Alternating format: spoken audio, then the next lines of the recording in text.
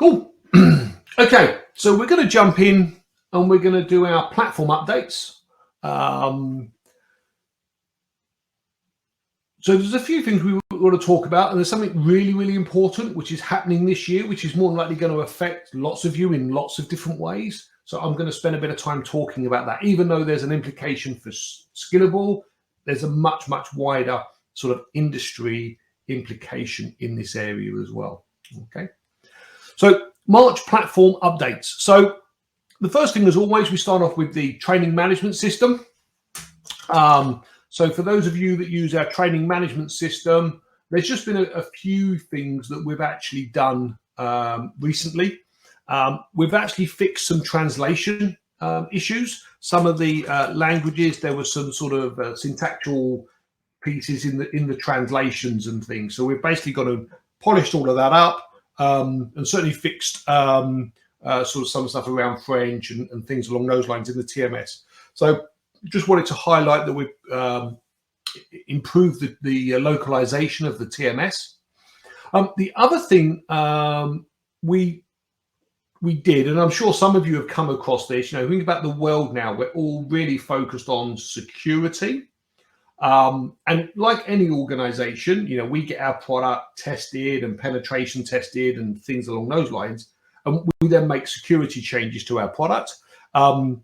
And one of the things we actually did when we made some security changes was we broke something. So when you build a course or you build a class inside the Skillable TMS, you can attach documents to it. So you might attach an instruction manual or the PowerPoints or whatever you want. We call these the course files. With a recent security update we did, it actually blocked people from being able to download those after the course or the class existed. So if you was an instructor or someone as an operations manager in the TMS, you couldn't download them. So we've basically resolved that. So we've still fixed the security problem, but now that functionality has been restored as part of the platform. So I just wanted to highlight that in case anybody's come across that particular issue. Okay.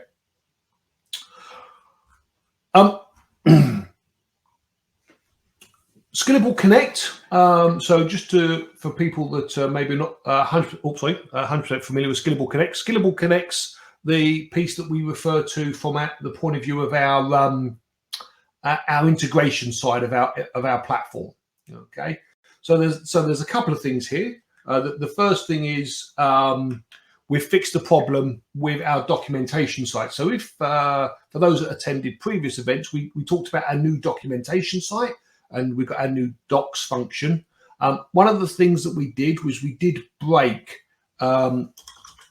something in the document site related to our API integration capabilities.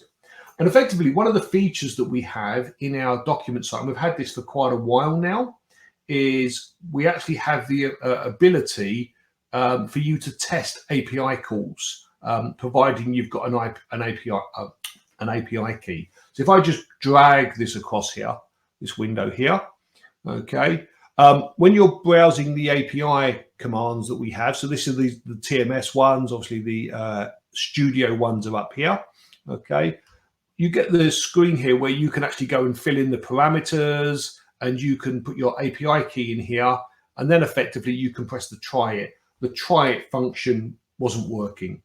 So effectively, a combination of our API team and our TMS team have resolved that problem now. Okay, so that's either something you would never have known about, or if someone was working on the API system, they might have found that really frustrating that it was broken for, it's been broken for about a month. Okay, so we've resolved that now. So that's what that first bullet point refers to. Okay, thank you very much, Andrew. The second thing I want to talk to is about iframing, okay, and third-party cookies. So the first thing is, I don't know if you're aware of this, but effectively, October last year, Google put out an announcement that they are going to block the use of third-party cookies in Google Chrome towards the end of 2024. Okay, so this is the announcement here. I'm not actually going to walk through the announcement, but this was their announcement about this. So if you've not seen this, this is a really handy thing to go and read, because this is going to affect a lot of web applications. Okay, and I'll talk about the context that it impacts potentially Skillable integrations in a moment. Okay, there's one scenario where you could be impacted by it, and we'll look at that in detail in a second. The key thing is, and this might be, depending on sort of things you get involved with, this might be quite valuable to you. They've actually started rolling this out. Okay, so as you can see, from the beginning of 2024, okay, they've been randomly locking 1% of Chrome browser usage so that it won't work with third-party cookies anymore. Okay, so if you've ever come into scenarios where people have been saying, oh, this website doesn't work for me, okay, everybody else tries it and it works, okay, it could be third-party cookie related. That's basically what the problem could be. That's a high possibility. Okay, so it's really important just to be aware of that, because that's not something you can control. It's basically they decided to do that just to see what the impact on the world is going to be like, and things along those lines. Okay, so a lot of people don't necessarily understand what a third-party cookie is. Okay, so let me just sort of have a conversation about that, so that we can then understand how this implicates Skillable and things along those lines. So when you visit a website, any website, it's effectively more likely going to put an object, which we call a cookie. So it's a small file that it's going to put on your computer system. And that file is going to be used for a whole range of purposes. It might just be used so that the web browser and the web app can remember that you've been to that site. It might hold authentication information, so you don't have to log in again. It might hold shopping basket data. It might do all sorts of things. Okay. So generally, when you go to a website and they put a cookie on your machine, we would refer to that as a first-party cookie. So just imagine, for example, I'm doing some online shopping. So I've gone to a website, and on there, let's just say it's called abc.com. They would put some cookies on my machine. Effectively, they would have all be called abc.com. Okay, so from my browser's point of view, I'm on the website abc.com, and there are cookies related to abc.com. So they're first-party cookies. So they work fine, no problems at all. However, often when you go to a lot of websites, they might be bringing content in, especially things like adverts from other web locations. Okay, so at that point, those processes might actually be putting cookies on the machine from their website. And if you think about Facebook, Facebook's completely, certainly in the past, was completely tied to sort of adverts and third-party cookies and tracking cookies and things along those lines. Now, the reason we call them a third-party cookie is you're on the website abc.com, okay? And while you're on that website, effectively, cookies are being put onto your machine from another website, maybe, advertisersrlus.co.uk, for example, okay? So at that point, you've got cookies being put on your machine from a website that's not the website you're actually on. It's basically because it's being embedded in the actual website that you're really interested in. Okay, and this embedded is really the key bit from a Skillable point of view. Okay, so effectively, if you're in this embedded style scenario, that's where there's going to start to be problems with Google Chrome. So we will be releasing a document very soon. We're just waiting for an update to go into production, and then we'll be releasing a document which is going to talk about this and also how we're managing it. Because why do we have the problem? Well, we have the problem in scenarios where users or customers are iframing. Okay, so if you're not familiar with this term, what we mean by iframing, or what iframing is, it's where you embed one website inside another one. So just imagine you're using a third-party LMS. Okay, it doesn't matter what I pick on, Cornerstone, Blackboard, Bench Prep, that doesn't really matter. And when you set up an integration between an LMS and, say, a platform like ours, a lab provider, often there's a question. So when someone launches this lab or launches the Skillable website, okay, how do you want to present the window that it opens? Do you want to present it in a new browser window? Do you want to present it in a new tab? Or do you want to present it inside the LMS web page itself? So imagine, for example, your LMS is Blackboard. You might actually have, mycompany.blackboard.com is the address. So all the cookies that are being put on your machine are from blackboard.com. And then when someone launches a lab and you've chosen to open the lab inside the same existing page, okay, Skillable is now saving cookies to the machine for labondemand.com, but the web page, the whole web page, is blackboard.com. So all of a sudden, our cookies now become third-party cookies because you're running it inside an existing website.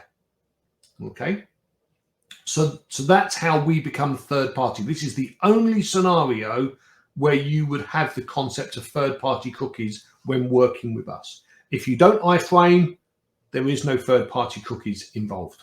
Okay, so if you're using our TMS or you're using an integration that opens a new browser tab or opens a new browser window, this is not an issue.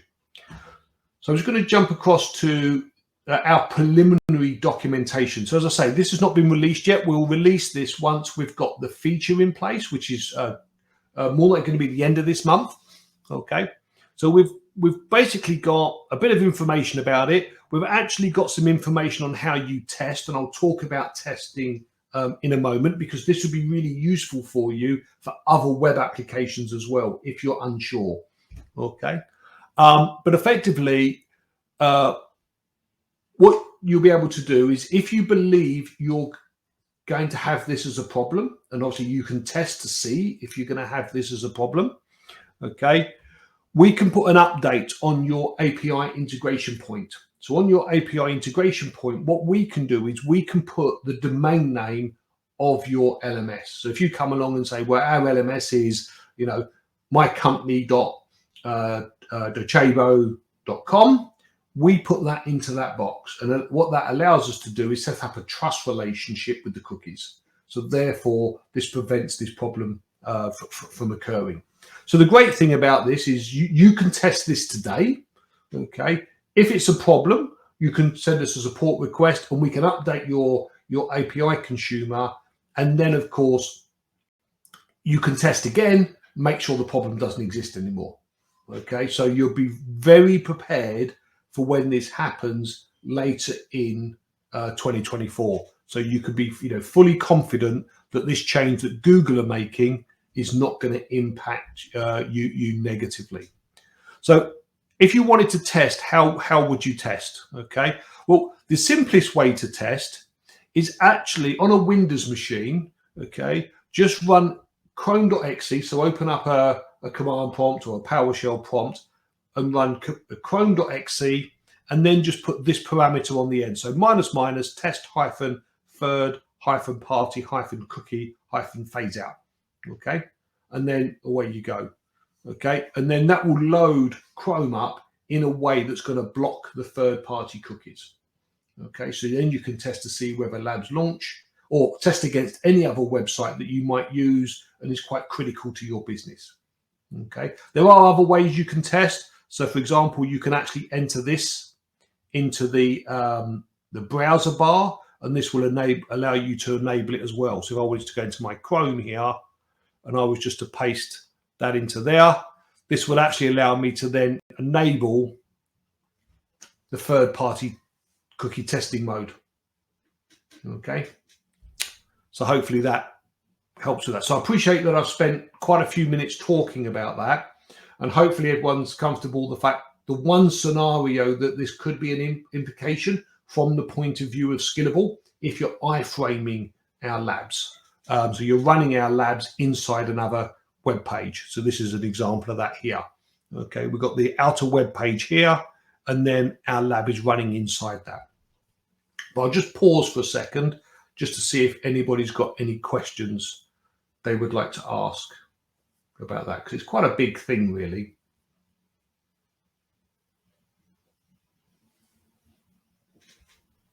Cool.